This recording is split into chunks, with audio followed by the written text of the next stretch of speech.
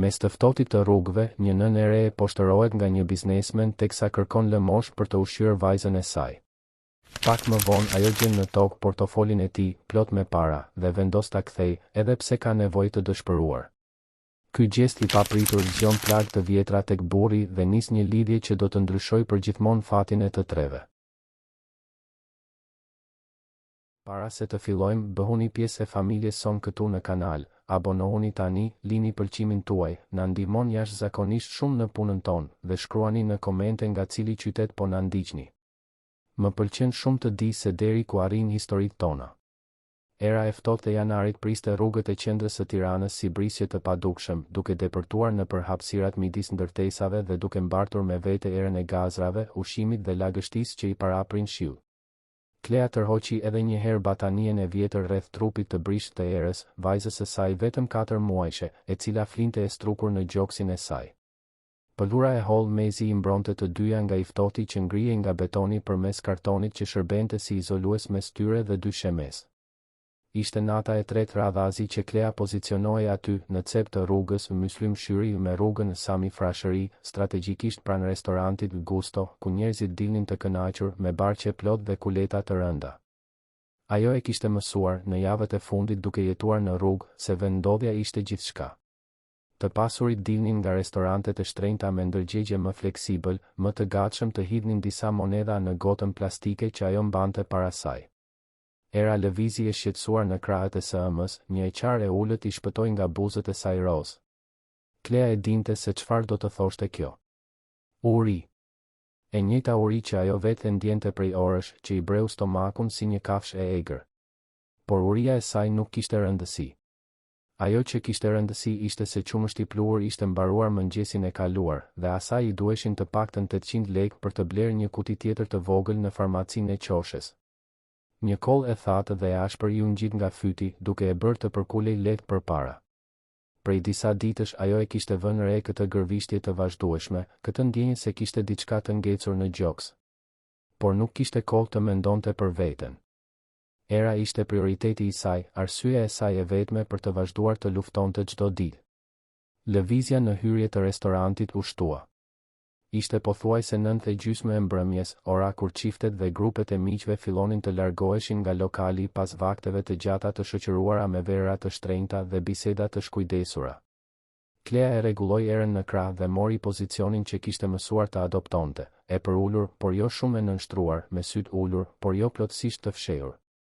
Një çift i moshës së mesme kaloi pranë saj pa e parë fare në drejtimin e saj, zërat e tyre të lartë diskutonin planet për fundjavën në thellë.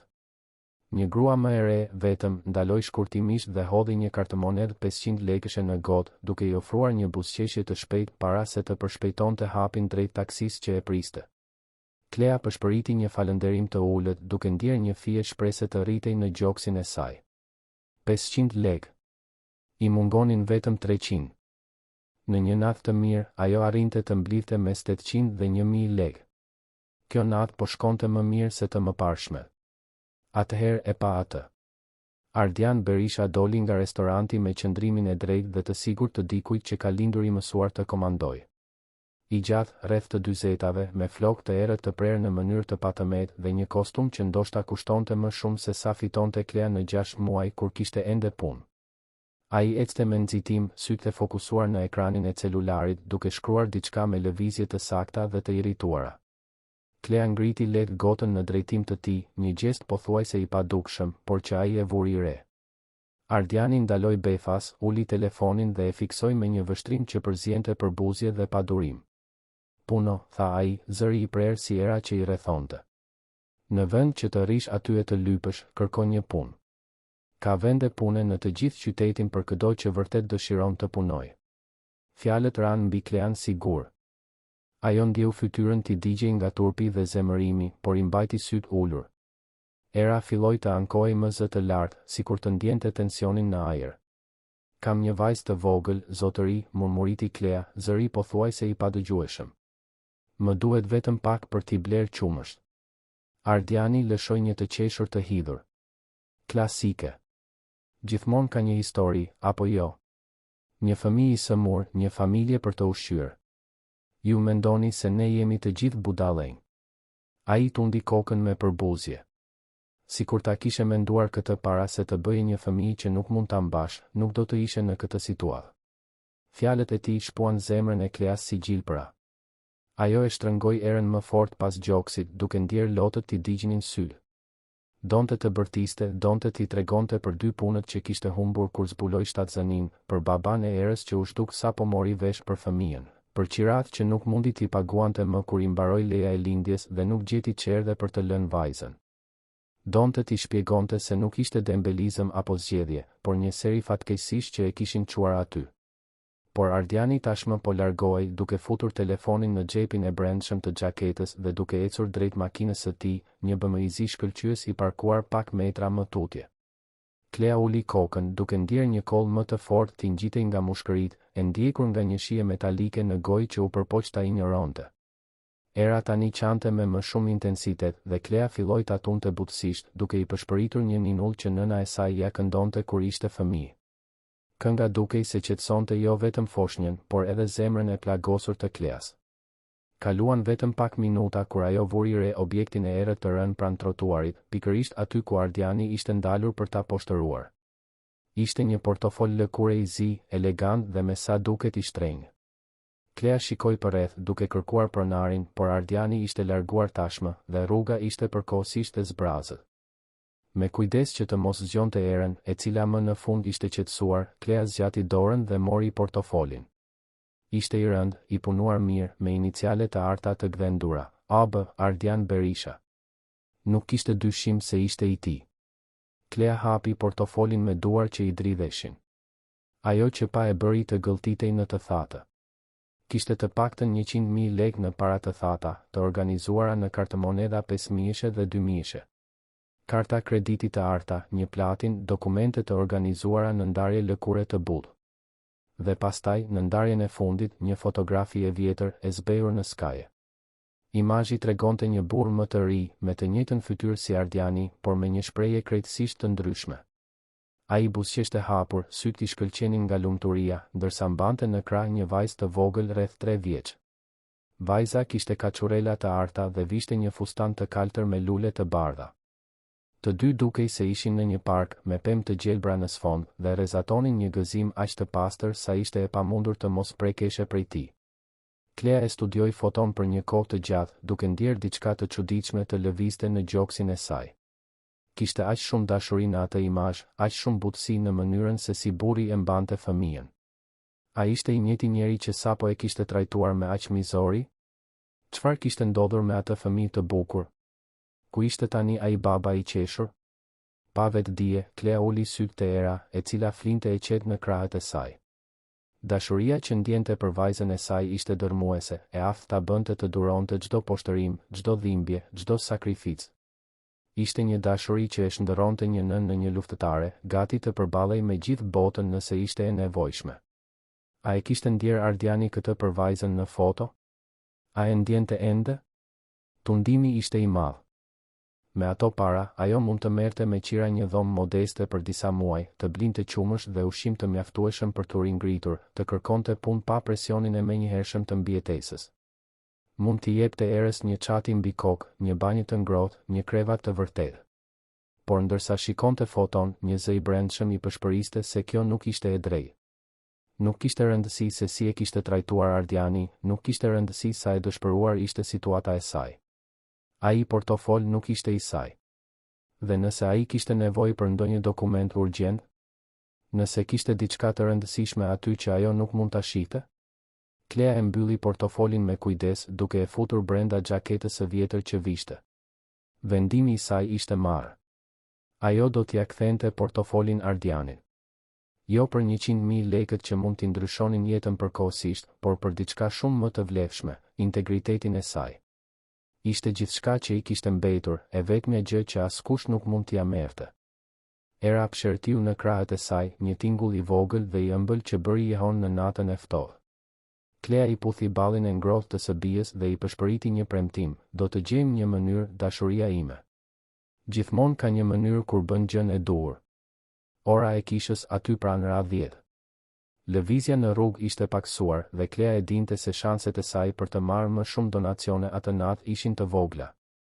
Por tani kishte një mision tjetër. Duhej të zbulonte se si ta gjente Ardianin dhe t'i kthente portofolin e tij. Kujtoi vagullisht se kishte parë emrin e një kompanie në kartat e biznesit kur hapi portofolin. Berisha Partnerët. Do të ishte e vështirë ta gjente, veçanërisht pa para për transport, por ajo do t'ia dilte. Gjithmonë ia dilte. Ndërsa organizonte sendet e saj të pakta për të kaluar natën aty në cepin e ftohtë të rrugës tiranase, Klea nuk e imagjinonte se ai vendim I thjesht për të kthyer një portofol të humbur do të ishte fillimi I një udhëtimi që do të ndryshonte jo vetëm jetën e saj dhe të erës, por gjithashtu do të zgjonte fantazma të fjetura në zemrën e një njeriu që kishte harruar se si ishte të donte pa rezerva. Era vazhdonte të priste rrugët e qytetit, por për Klean, atë natë, dukej se përshpëriste premtime ndryshimi. Agimi në Tiranë erdhi I shoqëruar nga një shijimet që e bënte ajrin edhe më të ftohtë dhe depërtues. Klea e kishte kaluar natën zgjuar, jo vetëm nga bezdia e të ftohtit që ngrihej nga toka përmes kartonit të lagur, por kryesisht nga planet që I vlonin në mendje. Portofoli I Ardianit digjej si prush brenda xhaketës së saj, duke I kujtuar me çdo lëvizje vendimin që kishte marrë. Era u zgjua duke qarë me rrezet e para të diellit që arrinin të çanin rreth e ngarkuara. Klea e dinte se ishte uria. Biberoni I fundit I ishte dhënë pas ditën e kaluar, me mbetjet e qumështit pluhur që kishte arritur të blinte 2 ditë më parë. Tani, duke parë gotën me vetëm 700 lekë dhe disa monedha, rezultati natës së kaluar, ajo bëri një llogari të shpejtë dhe të dhimbshme. Nuk kishte para të mjaftueshme për qumësht. Por ajo nuk do ta prekte portofolin e Ardianit. Kur? Qetësohu, dashuria ime, I përshpëriti erës duke e tundur butësisht ndërsa kërkonte në qeset plastike kur ruante sendet e saj. Gjeti një biberon të vogël dhe e mbushi me ujë. Nuk ishte ideale, por do ta mbante foshnjën të hidratuar për disa orë derisa të zgjidhte situatën. Klea e kishte mësuar përmendësh emrin e kompanisë që pa në kartat e biznesit, Berisha Partnerët. Gjatë natës, ndërsa era flinte e shqetësuar, ajo kishte planifikuar se si ta gjente adresën. E dinte se kishte një internet kafe disa bloqe më tutje, ku mund të përdorte një kompjuter për 100 lekë për 15 minuta. Do të ishte e mjaftueshme për të kërkuar vendodhjen e kompanisë. Organizoi sendet e saj të pakta, ruajti me kujdes portofolin në xhepin e brendshëm të xhaketës dhe ngriti erën në krah. Ecja deri në internet kafe zgjati 20 minuta, me Klean që ndalonte disa herë për t'u kollitur, një koll gjithnjë më këmbëngulse që I linte një shije të çuditshme në gojë. Lokali ishte I vogël dhe I ndriçuar dobët, me rreth 10 kompjuter të vjetër të shpërndarë në kabina të ngushta. Pronari, një burr I moshës së mesme me bark të madh dhe syze të avulluara, e shikoi me dyshim Klean dhe erën. 15 minuta, 100 lekë. Paguaj përpara, tha ai thatë, duke zgjatur dorën. Klea I dha monedhat dhe u drejtua te kompjuteri I caktuar. Era kishte pushuar së qari, por ishte e shqetësuar duke lëvizur vazhdimisht në krahët e SM-s. Me njërën dorë duke mbajtur foshnjën dhe me tjetrën duke shtypur ngadalë, Klea kërkoi Berisha Partnerët Tiranë. Rezultati u shfaq menjëherë. Kompania ndodhej në zonën e bllokut, rruga Ismail Qemali, numër 375, kati I 12. Klea studioi hartën në ekran duke llogaritur mendërisht distancën. Ishin të paktën 15 kilometra nga qendra deri atje. Me autobus do të shpenzonte rreth 800 lekë vetëm për vajtje. Në këmbë do t'i duheshin më shumë se 3 orë ecje. Ajo shikoi erën, e cila po fillonte të irritohej nga uria dhe mori vendimin e saj. Do të shkonin në këmbë. Kishte 500 lekë të mbetura, të cilat do t'i kursente për një emergjencë. Ecja do të ishte e gjatë dhe e lodhshme, por ajo kishte përballuar gjëra më të këqija muajt e fundit. Shënoi adresën në një copë letër dhe doli nga internet kafeja.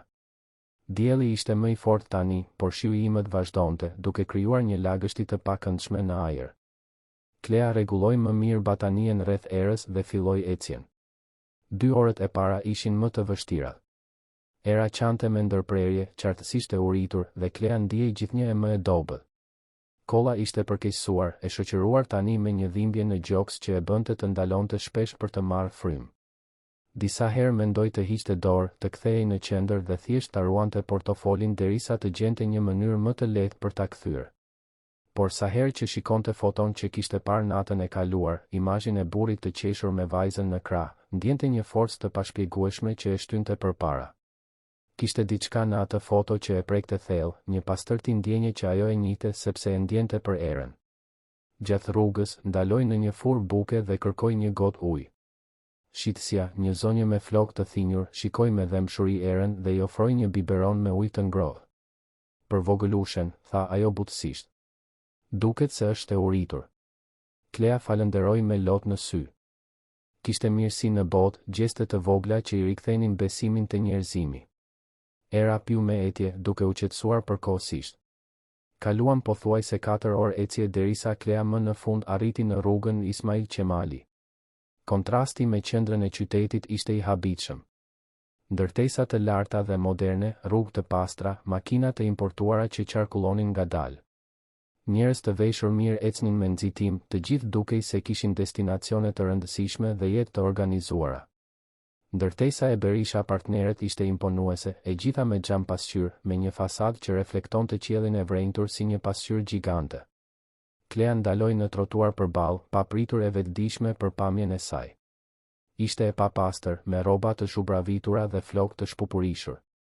Edhe Era kishte nevojë për një banjë dhe rroba të pastra. Si do të arrinte të hynte aty? Mori frym thellë, mblodhi guximin dhe u drejtua te hyrja kryesore. 2 roje sigurie me uniform ishin vendosur aty, burra të gjatë dhe muskuloz që dukej se vlerësonin çdo person që afrohej.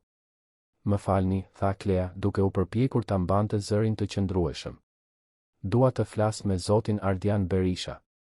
Kam diçka që i përket atij. Roja i parë, një burr zeshkan rreth të 30-tave, e shikoi nga kokat e këmbët me një përzierje për buzëje dhe dyshimi.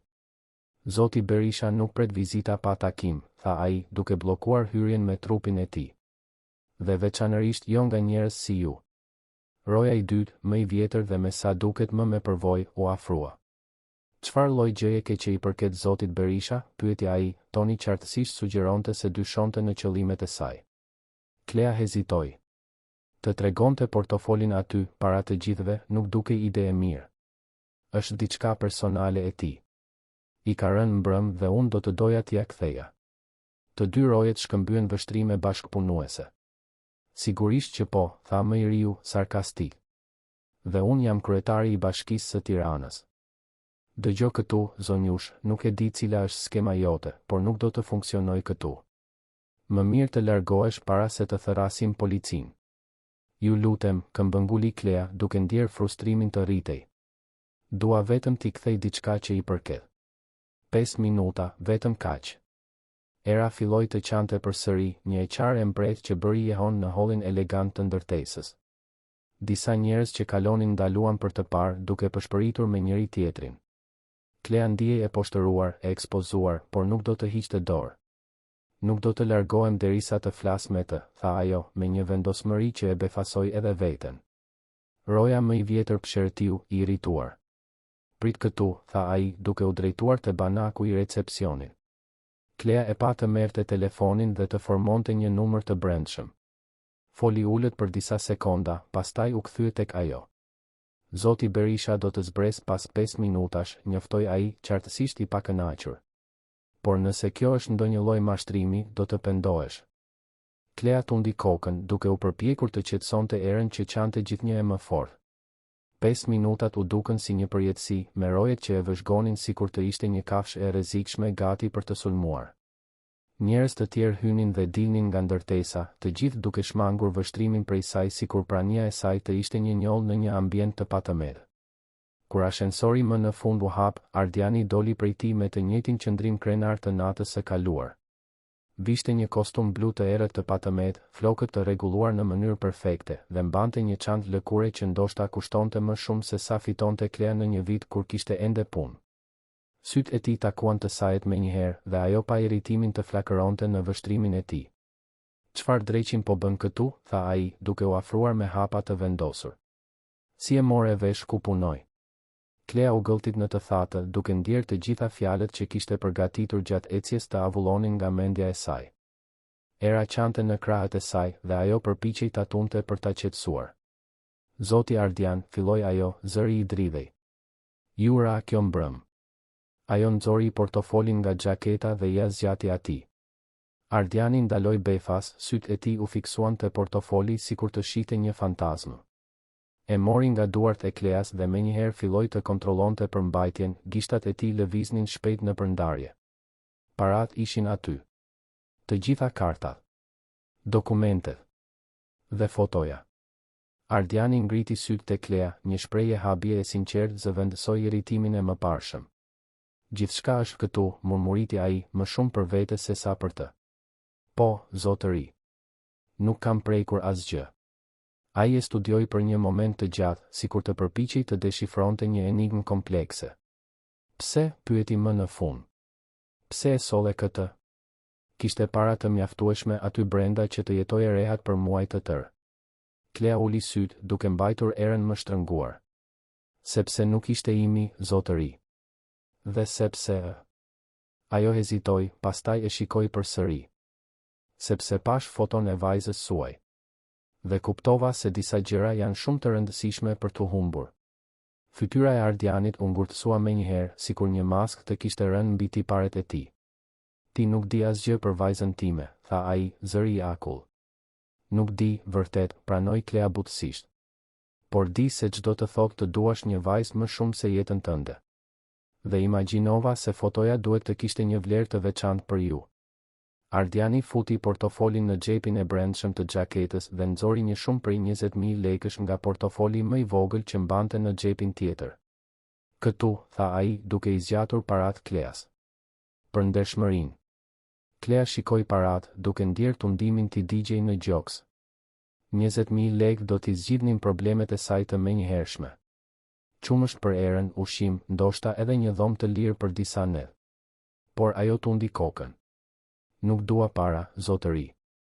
Ardiani rudhi vetullat, qartësisht i hutuar. Atëherë çfarë do? Klea mori frymë thellë, duke mbledhur gjithë guximin që kishte. Era kishte pushuar së qari dhe e vëzhgonte me sy të mëdhenj dhe kureshtar. Dua që ju të kujdeseni për vajzën time. Fjalët ranë në hollin e heshtur si bomba. Ardiani bëri një hap prapa, sytë e zgurdulluar nga shoku. Çfarë the? Vetëm derisa të arrit të ngrihem në këmbë, vazhdoi Klea shpejt, duke parë se ai ishte gati të shpërthente. Derisa të gjej punë, të gjej një vend për të jetuar. Ajo është një foshnjë e mirë, nuk të hap punë. Dhe unë jam e sëmur. Mund ta ndjej se po përkeqësohem çdo ditë. Nëse më ndodh diçka, ajo nuk do të ketë askën. Ardiani e shikonte sikur të ishte çmendur plotësisht. Po më kërkon të adoptoj një fëmijë? Një të huaj? Jo për të adoptuar, korrigjoi Klea me dëshpërim. Vetëm për t'u kujdesur përkohësisht. Si një dado, por e kundërta.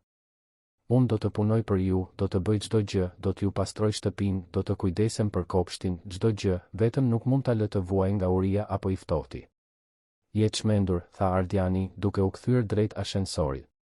Kjo është qesharake. Atëherë Klea ndjeu kollën t'i ngjitej përsëri, më e fortë se më parë. Ajo u përkul mbi erën, duke u përpjekur ta mbronte, dhe u kollit me dhunë. Kur ngriti dorën nga goja, kishte gjak në gishta. Ardiani ndaloi në gjysmë të rrugës për të ashensori dhe u kthye. Pa gjakun, pa zbejen vdekjeprurse në fytyrën e Kleas, pa mënyrën se si ajo dridhej duke u përpjekur të qëndronte në këmbë. Dhe për një moment të tmerrshëm dhe zbulues, pa vajzën e tij në krahët e erës. Pa dëshpërimin e një babai ose të një nëne, të gatshëm për çdo gjë për të mbrojtur atë që donte më shumë. Dreqi e mori, murmuriti ai duke kaluar dorën nëpër flokë. Ardiani e vështroi Klean për sekonda të gjata, duke e parë të lëkundej lehtë mbi këmbët e saj, gjaku ende i dukshëm në buzët e saj. Era ankoi ulët në krahët e saj, sikur të ndjente dobësinë e së ëmës. Rreth tyre, holli luksos i ndërtesës dukej se kishte ndalur në kohë, me punonjës dhe vizitorë që vëzhgonin skenën me kuriozitet të fshehur. Doktor Berisha, jeni mirë? Pyeti roja më i vjetër, duke u afruar me kujdes. Ardiani nuk u përgjigj menjëherë. Mendja e tij ishte e ndarë mes arsyes që i bërtiste të largohej nga ajo situatë dhe diçka e më të thellë, një zë që prej vitesh e kishte heshtur, por që tani pëshpëriste kujtime të një kohe kur ai vetë do të kishte bërë çdo gjë për të mbrojtur atë që donte. Carlos, thirr shoferin tim, tha ai më në fund, zëri i ngjirur. Thuaj të sjell makinën te hyrja. Roja hezitoi. Zotëri, jeni I sigurt? Ardiani shikoi përsëri Klean, e cila përpiqej të pastronte diskretisht gjakun nga buzët me shpinën e dorës. Po, u përgjigj ai, duke befasuar veten me vendosmërinë në zë. 15 minuta më vonë, bëmja e zezë e Ardianit ndaloi përpara ndërtesës. Shoferi, një zotëri I moshës së mesme I quajtur John, doli shpejt për të hapur derën e pasme, por ndaloi I hutuar kur pa Klean dhe Erën. John, ato do të vinë me ne, tha Ardiani thatë. Për në shtëpinë e miqve. Johnny kishte punuar për familjen Berisha për më shumë se 10 vjet. E njihte Ardianin që para tragjedisë që e kishte shndërruar në njeriu e ftohtë dhe të mbyllur që ishte sot. E dinte kur nuk duhej të bënte pyetje. Po, zotëri, tha ai thjesht, duke ndihmuar Klean të hynte në makinë. Udhëtimi deri në rezidencën e Ardianit u bë në heshtje të tensionuar. Klean mbante Erën pas gjoksit, duke u përpjekur të mos kollitej për të mos tërhequr më shumë vëmendje për gjendjen e saj. Ardiani ishte në sediljen e përparme, me sa duket I zhytur në peizazhin që kalonte nga dritarja, por në të vërtetë duke luftuar kundër një orteku kujtimesh që prania e foshnjës zgjonte. Prona e Ardianit ndodhej në një zonë të pasur të Tiranës, e fshehur pas mureve të larta dhe portave elektronike. Kur makina kaloi hyrjen kryesore, Klean nuk mundi ta përmbante një pëshertim admirimi. Shtëpia kryesore ishte e madhe, një ndërtesë moderne dykatëshe me dritare të mëdha xhami që reflektonin kopshtin e mirëmbajtur në mënyrë të patëmedh. Shatërvanët krijonin një tingull të butë dhe relaksues, dhe kishte pemë shekullore të shpërndara në të gjithë terrenin. Shtëpia e miqve është atje, tha Ardiani, duke treguar një ndërtesë më të vogël, por ende elegante, e vendosur rreth 50 metra nga shtëpia kryesore. Ti do të qëndrosh atje. Përkohësisht, theksoi fjalën e fundit. Johnny ndaloi makinën përpara shtëpisë së miqve. Ishte një rezidencë njëkatëshe, me veranda të aerosura dhe kopshtin e vet për Klean, e cila prej muajsh flinte jashtë, dukej si një pallall. Ardiani zbriti nga makina dhe u drejtua te dera kryesore e shtëpisë. Klea ndoqi, duke u ndjerë çuditërisht nervoze. Era kishte pushuar së qari dhe vëzhgonte gjithçka përreth me sy të zgurdulluar, sikur edhe ajo të ishte e impresionuar nga ambienti I ri. Shtëpia e miqve kishte 2 dhoma gjumi, një sallë të gjerë dhe një kuzhinë të plotë. Ishte e pastër në mënyrë të patëmedh dhe e dekoruar me mobilje me shije. Ardiani ecte nëpër sallë me duar në xhepa, duke shmangur të shikonte drejt për drejt Klean dhe Erën. Mund të përdorësh dhomën e djathtë, tha ai, zëri formal dhe I largët. Ka rroba të pastra në dollap, të lëna nga mysafirët e mëparshëm. Në kuzhinë do të gjesh gjithçka që të nevojitet. Ai ndaloi dhe më në fund e shikoi. Mjeku im personal do të vijë të vizitoj pas një ore. Dhe dua të lë një gjë të qartë, kjo është e përkohshme. 7 ditë. Një javë. Kohë e mjaftueshme që ti të kurohesh dhe të bësh planet e tua. Klea tundi kokën shpejt. Shumë faleminderit, zoti Ardian. Nuk di si t'ju falenderoj. Mos falendero, e preu ai thatë.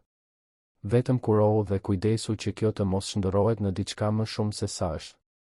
Unë kam takime të rëndësishme këtë pasdite dhe nuk mund të më shqetësoni. Ai u drejtua te dera, por ndaloi kur Era lëshoi një të qartë të ulët.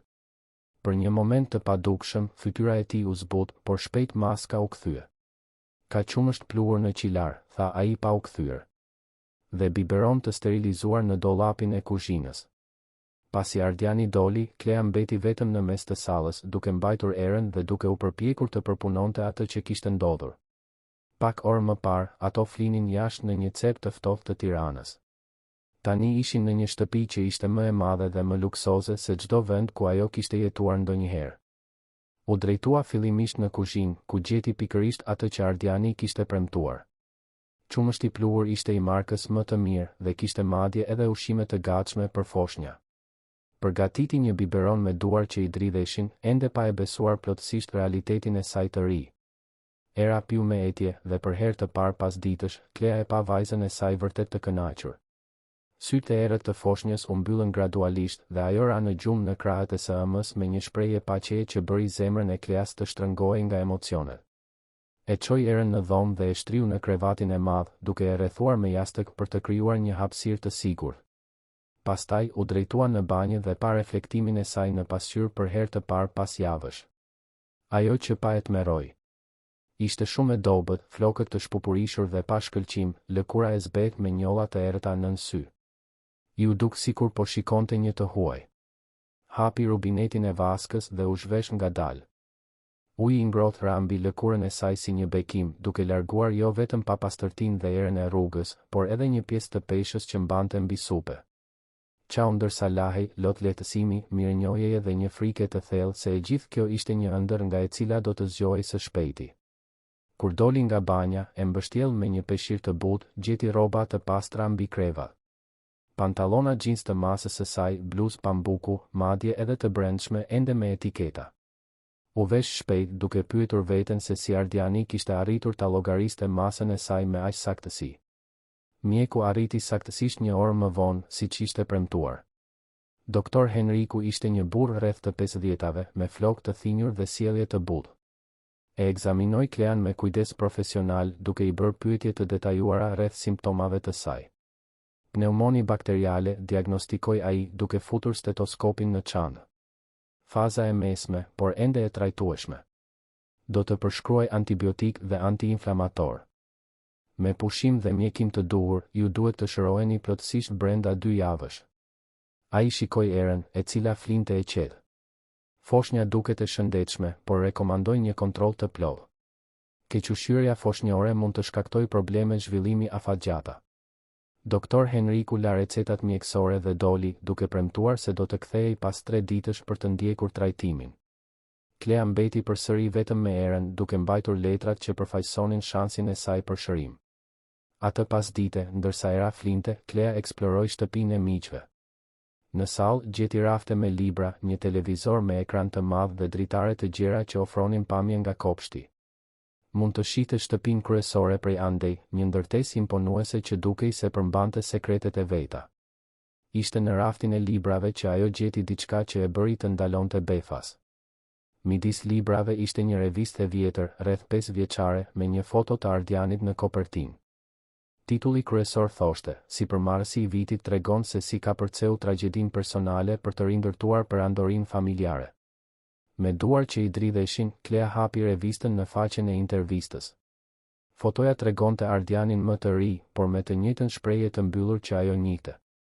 Artikulli fliste se si ai kishte marrë drejtimin e kompanisë familjare pas vdekjes së babait dhe si kishte zgjeruar bizneset në mënyrë mbresëlënëse vitet e fundit.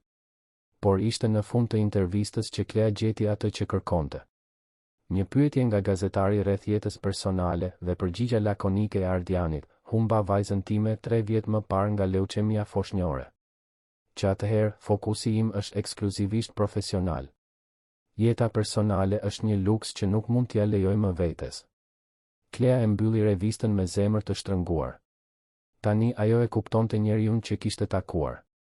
Mizoria me të cilën ai e kishte trajtuar natën e parë nuk ishte thjesht arrogancë e një të pasuri, ishte parsmoria e dikujt që kishte pësuar një humbje shkatëruese dhe ishte mbyllur ndaj botës për të mos vuajtur përsëri. Dhe ajo, pa e ditur, kishte sjellë një foshnjë brenda jetës së tij.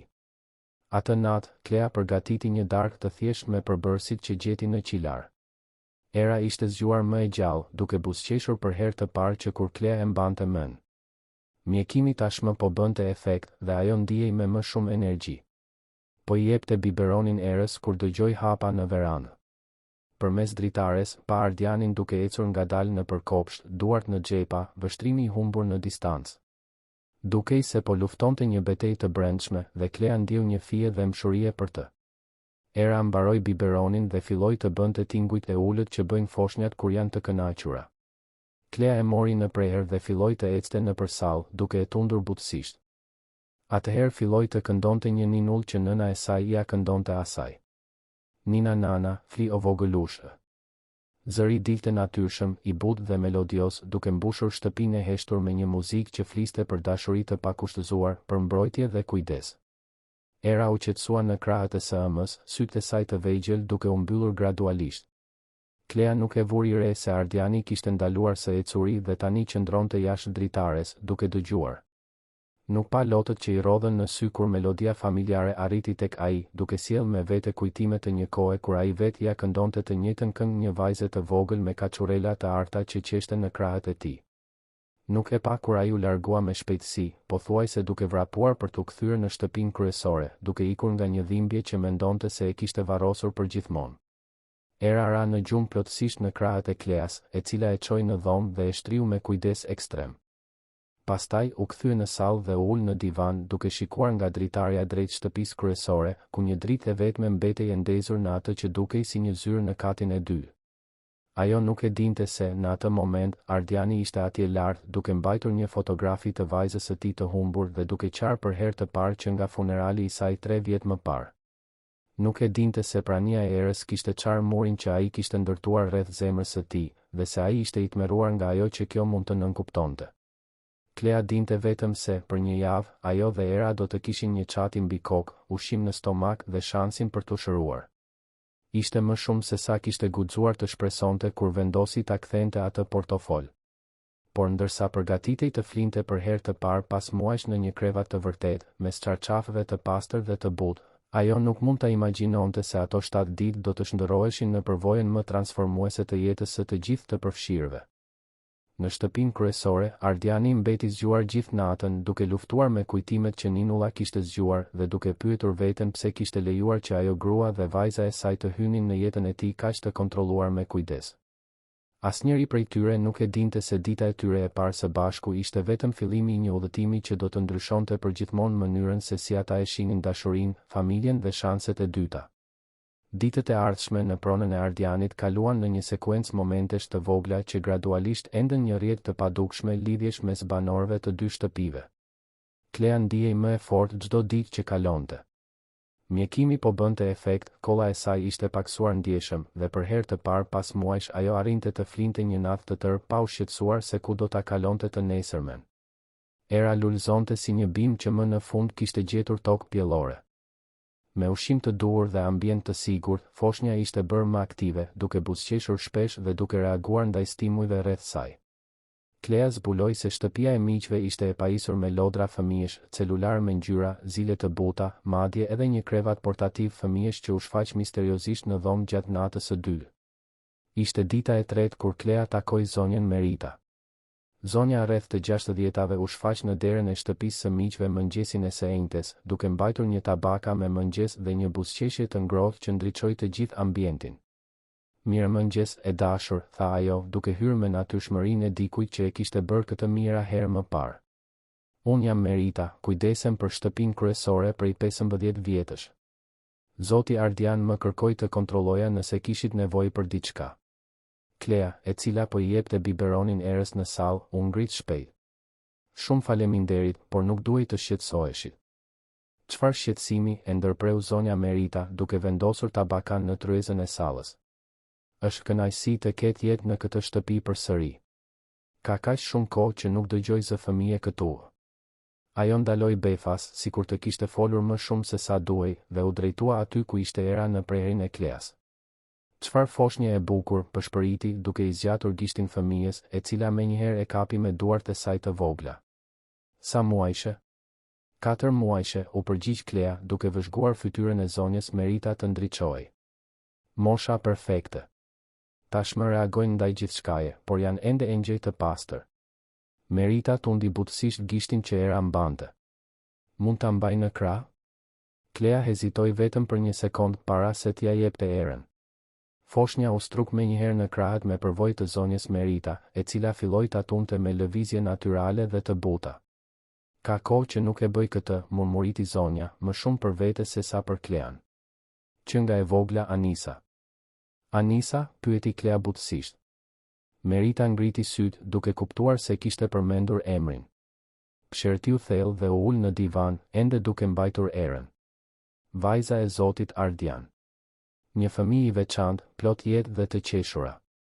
Ajo vraponte në për të gjithë pronën, ngjitej në pemë, luante në kopshtë. Zëri i saj u bë melankolik. Ishte një fëmijë i lumtur derisa u sëmur. Klea u ul pranë saj, duke ndjerë peshën e historisë që ishte gati të dëgjonte. Leuçemi, vazhdoi Merita. E zbuluan kur ishte 4 vjeç. Për 2 vjet, Zoti Ardian luftoi me të gjitha forcat. E çoi te mjekët më të mirë të vendit, pastaj të botës. Shiti kompani, shpenzoi pasuri, bëri gjithçka. Por, ajo nuk rezistoi, e plotësoi Klea ullët. Jo. Dhe kur Anisa iku, mori me vete zemrën e babait. Zoti Ardian u shndërrua në një person krejtësisht të ndryshëm. Më parë qeshte, luante, ishte gjithmonë me vajzën në krah. Më pas Merita tundi kokën me trishtim. Më pas ai u mbyll ndaj gjithçkaje dhe të gjithëve. Ndaloi të përmendnim Anisën, ruajti të gjitha fotot, dhuroi të gjitha lodrat. Kjo shtëpi mish mbeti e braktisur sepse ishte vendi ku ai planifikonte të ndërtonte një dhomë të veçantë për të kur të rritej. Klea ndjeu lot t'i digjnin syt. Prandaj na la të qëndrojmë këtu. Ndoshta, tha Merita, duke vëzhguar erën të luante me gishtat e saj. Ose ndoshta sepse, për herë të parë pas 3 vjetësh, ai pa një fëmijë që kishte nevojë për mbrojtje dhe nuk mundi thjesht t'i kthente shpinën. Të dyja gratë qëndruan në heshtje për një moment, secila e humbur në mendimet e veta. Ishte Merita ajo që theu heshtjen. Mund të jap një këshill, e dashur? Ki durim me të. Zoti Ardian është një njeri i mirë që ka shumë frikë të vuajë përsëri. Dhe ti dhe kjo vogëlushe. Ajo shikoi me dashuri erën, ju përfaqësoni gjithçka që ai ka humbur. Atë pas dite, ndërsa era flinte, Klea vendosi të eksploronte pak më shumë pronën. Eci në përkopshtet e mirë mbajtura në mënyrë të patëmet, duke admiruar lulet dhe pemët që krijonin një oazë qetësie në mes të qytetit të zhurmshëm. Ishte kur arriti në pjesën e pasme të pronës që e pa, një shtëpi e vogël dhe e lezetshme në pemë, e ndërtuar në një lis shekullor. Ishte e mirë mbajtur, sikur dikush ende kujdesej për të, por kishte një ajër braktisjeje që sugjeronte se nuk ishte përdorur prej kohësh. Ishte e saj, tha një zë pas saj. Klea u kthye dhe pa Ardianin duke ecur në drejtim të saj. Ishte hera e parë që takoheshin që nga dita e mbërritjes. E Anisës, pyeti ajo butësisht. Ardiani tundi kokën, duke ndaluar pranë saj dhe duke shikuar shtëpinë në pemë. E ndërtova për ditëlindjen e saj të 5. Kaluan javë të tëra duke planifikuar se si do të ishte, çfarë ngjyre ta lyenim, ku t'i vendosnim dritaret. Zëri i tij ishte ndryshe, më i ulët, i ngarkuar me kujtime. Ajo më ndihmoi të zgjidhja çdo detaj. Duhet të ketë qenë shumë e veçantë, tha Klea, duke ndjerë dhimbjen që buronte prej tij. Ishte projekti i fundit që bëm bashk para diagnozës, vazhdoi Ardiani, duart në xhepa, duke shikuar lart. Pas kësaj, ajo u bë shumë e dobët për të ngjitur atje lart. Ata qëndruan në heshtje për disa minuta, duke ndarë një moment zje të heshtur për një fëmijë që Klea nuk e kishte njohur kurrë, por prania e së cilës ende banonte në çdo cep të asaj prone. Pse nuk bëre më fëmijë, pyeti Klea, pastaj u pendua menjëherë për pyetjen intime. Ardiani e shikoi, por nuk duke i ofenduar. Si mund të guxosh të duash sërish kur e di se mund të humbasësh gjithçka përsëri? Pyetja mbeti pezull në ajër mes tyre, e ngarkuar me kuptime që asnjëri prej tyre nuk ishte gati t'i përballonte plotësisht. Ishte mëngjesi i ditës së 5 kur gjithçka ndryshoi. Klea ishte në sallën e shtëpisë së miqve, duke luajtur me erën në tapet, kur dëgjoi zëra të lartë që vinin nga shtëpia kryesore. Një diskutim i nxehtë që intensifikohej çdo moment. Plotësisht i çmendur, Ardian. Një e huaj me një fëmijë që jeton në pronën tënde? Nuk është puna jote, Marcel. Sigurisht që është. Unë jam vëllai yt dhe partneri yt. Kjo grua u shfaq nga hiçi me një histori të përshtatshme dhe ti thjesht e besove? Klea u afrua te dritarja dhe pa 2 burra në verandën e shtëpisë kryesore. Ardiani ishte me shpinë nga ajo, por mund ta shihte qartë burrin tjetër, më i shkurtër se Ardiani, me flokë më të çelët dhe gjeste të trazuara. Vëllai i tij. Ajo më ktheu portofolin me 100.000 lekë të paprekura, tha Ardiani, zëri i përmbajtur por i vendosur. E çfarë pastaj? Mund të jetë pjesë e një mashtrimi më të madh. Ajo fiton besimin tënd me një gjest në dukje të ndershëm, dhe pastaj çfarë? Shantazh? Padi gjyqësore duke pretenduar se ti ke përfituar prej saj? Po bëhesh paranoiak. Po bëhem realist, shpërtheu Marceli. Ardian, ti nuk ke qenë vetvetja që kur këto të dyja erdhën këtu. Merita më tregoi se ti rri zgjuar gjithë natën, se por i shikon videot e Anisës. Mos e përmend atë emër. Zëri i Ardianit doli me një forcë që bëri Klean të tërhiqej nga dritarja. Era, e friksuar nga toni i lartë, filloi të qante. Pikërisht për këtë po flas, vazhdoi Marceli, i pamëshirshëm. Ti po e rijeton gjithçka përsëri, por i hap plagë që u deshën 3 vjet për t'u shëruar.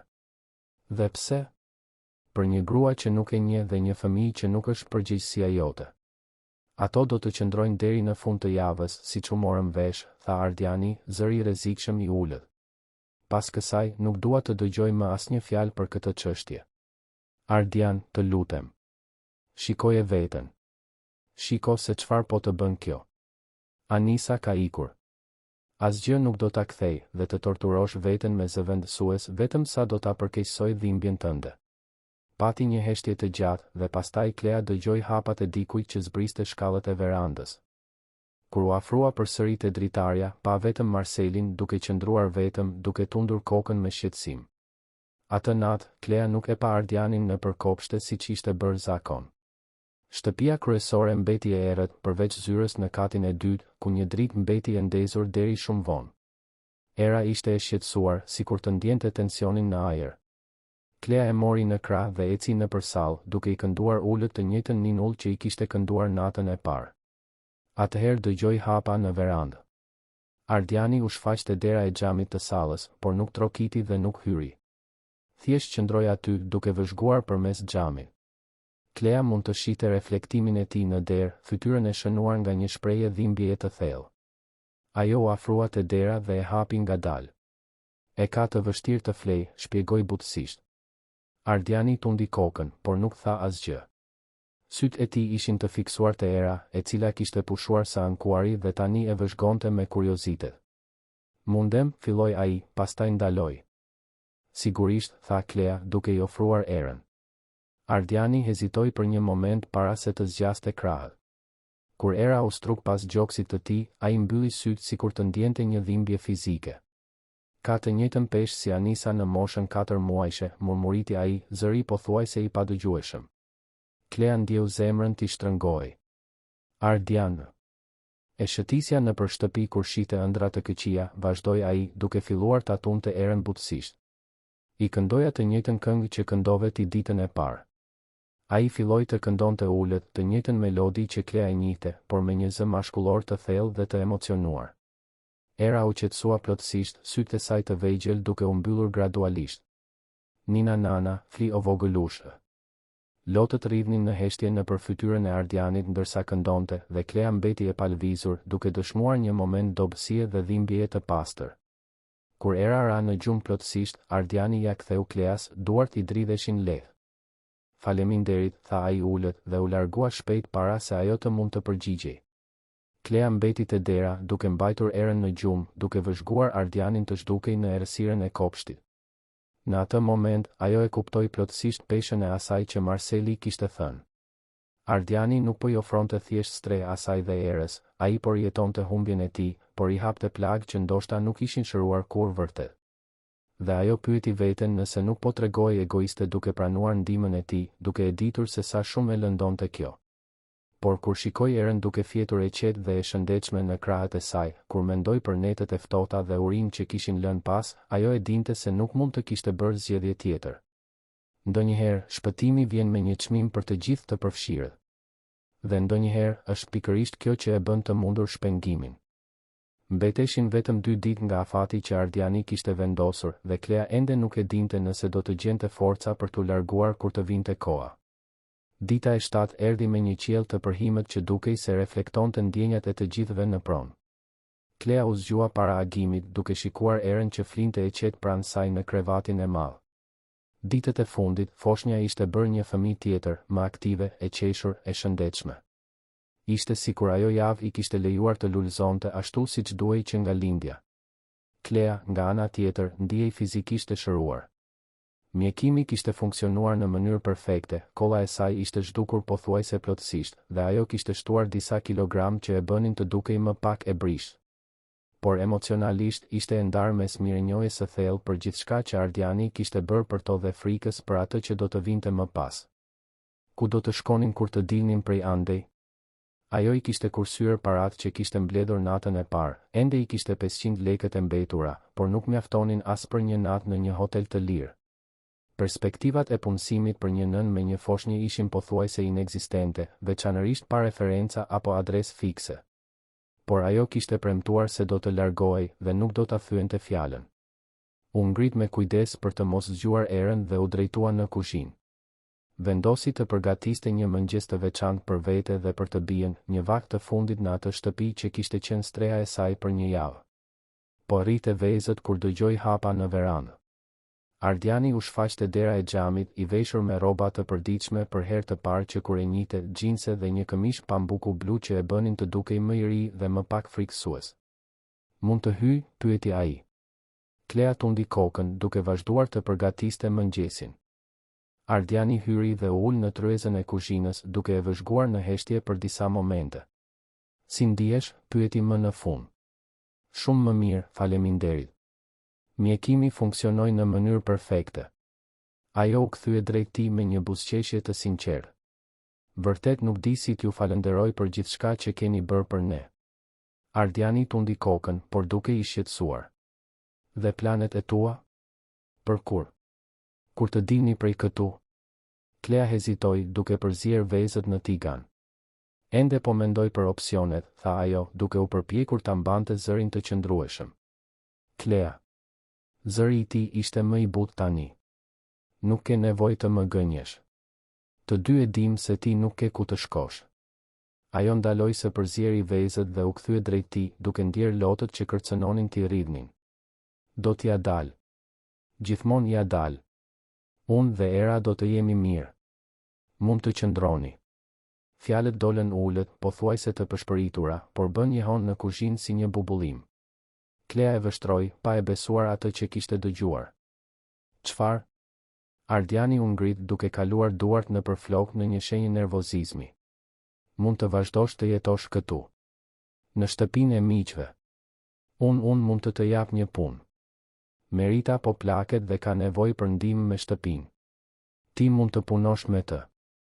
Klea e fikur sobën dhe u kthye plotësisht drejt tij. Ardian nuk mund ta pranoj këtë. Pse jo? Sepse e di pse po e ofron. Lotët po rridhnin tani, pa mundur t'i kontrollonte. Dhe nuk është e drejtë për ty e pash se si kjo të lëndon, se si prania jon të bën të rijetosh gjëra që do të preferoje t'i haroje. Ardiani u afrua, duke ndaluar pak hapa larg saj. Po sikur të mos dua t'i haroj. Po sikur të jetë koha të ndaloj së ikuri? Klea tundi kokën. Nuk mund të jem përgjegjëse që të bëj të vuash. Ti ke vuajtur mjaft. Klea Jo. Ajo u largua, duke fshirë syt me shpinën e duarve. Unë dhe Era do të largohemi këtë mëngjes, siç u morëm vesh. Është më e mira për të gjithë. Ardiani e vëzhgoi për një moment të gjatë, një shprehje frustrimi dhe diçka e tjetër, ndoshta dëshpërimi, kaloi nëpër fytyrën e tij. Në rregull, tha ai më në fund. Nëse kjo është ajo që do, por të dy e dinin se nuk ishte ajo që ajo donte. Ishte ajo që ajo besonte se ishte e drejtë. 2 orë më vonë, Klea kishte paketuar sendet e saj të pakta në të njëjtën qese plastike me të cilën kishte mbërritur. Era ishte veshur me rroba të pastra që Ardiani i kishte siguruar, dhe Klea kishte lënë në krevat rrobat e tjera që kishte përdorur gjatë javës. Ardiani nuk u shfaq për t'u përshëndetur. Zonja Merita ishte në verandën e shtëpisë kryesore, duke fshirë lotët fshehurazi ndërsa u bënte me dorë. Gjoni, shoferi, i kishte ofruar t'i çonte deri në qendër të qytetit, por Klea refuzoi. Donte të largohej në të njëjtën mënyrë siç kishte ardhur, me forcat e veta. Eci deri te porta kryesore duke mbajtur Erën në krah, pa shikuar prapa.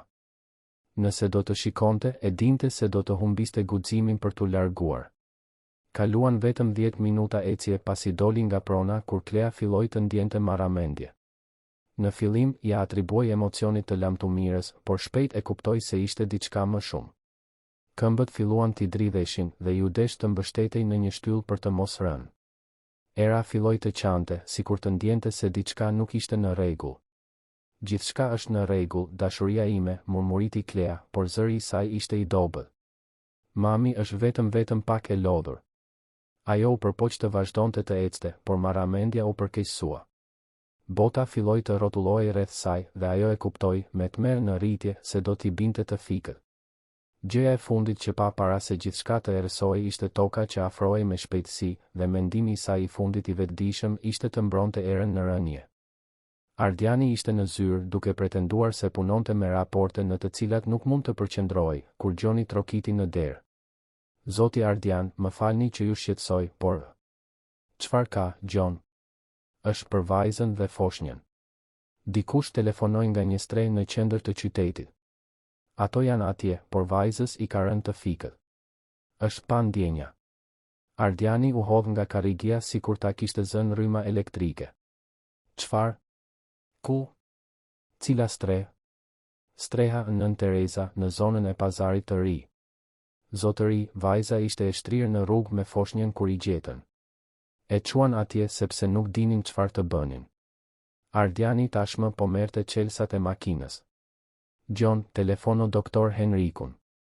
Thuaj se është urgjencë. Unë do të shkoj t'i marr.